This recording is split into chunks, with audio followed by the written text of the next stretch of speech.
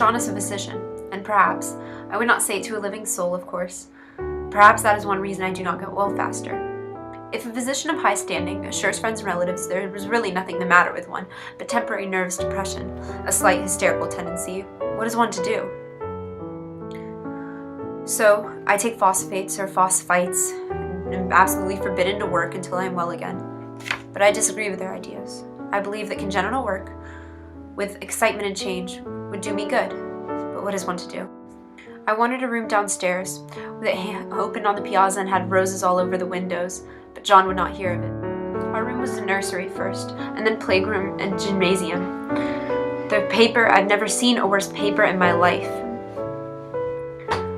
It is yellow and flamboyant and sprawling, committing every artistic sin.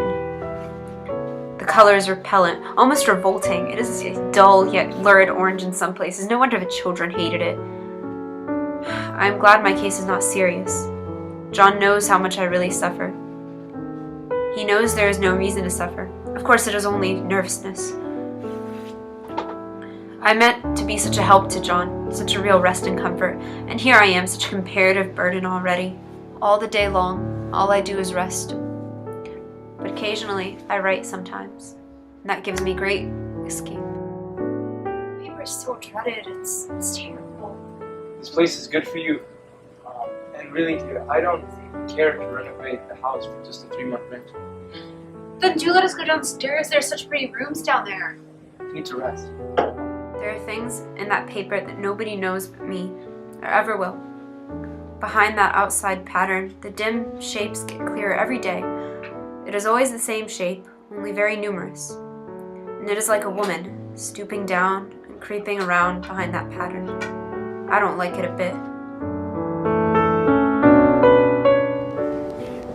There comes John's sister. Such a dear girl she is, and so careful of me. I must not let her find me writing.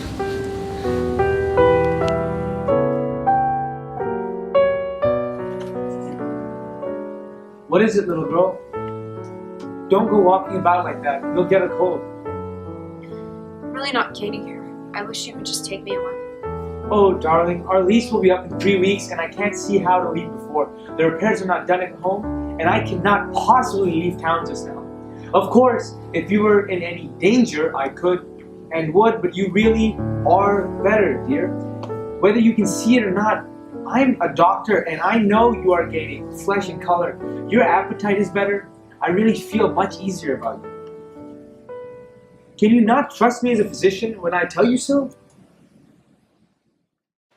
I lay there for hours, trying to decide whether that front pattern and the back pattern really didn't move together or separately. There's a lack of sequence, a defiance of law that is a constant irritant to a normal mind. The color is hideous enough, but the pattern is torturing.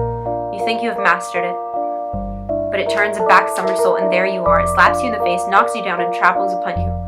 It's like a bad dream.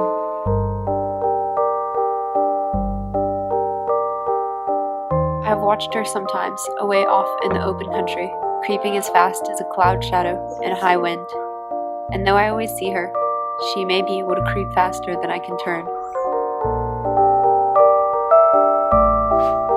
She's the same woman in the wallpaper, always creeping. I don't blame her a bit. It must be humiliating to be caught creeping, especially in the daylight. I always lock the door when I creep by daylight. I can't do it at night, for John would suspect something. You mock me? I see you creeping. I see you.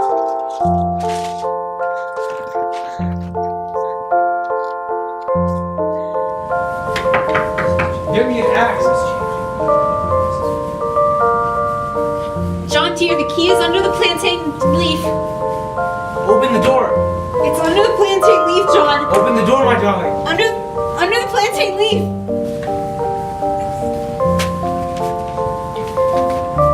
What is the matter? For God's sake!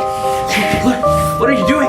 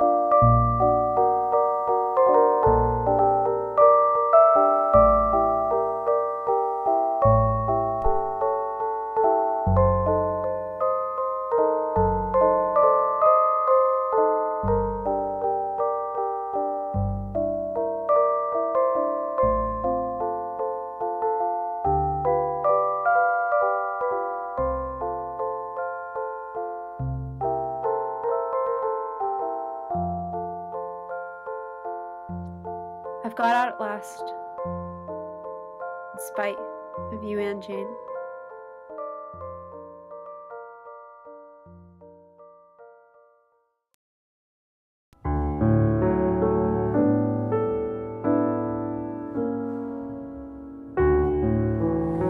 John makes me sleep after every meal.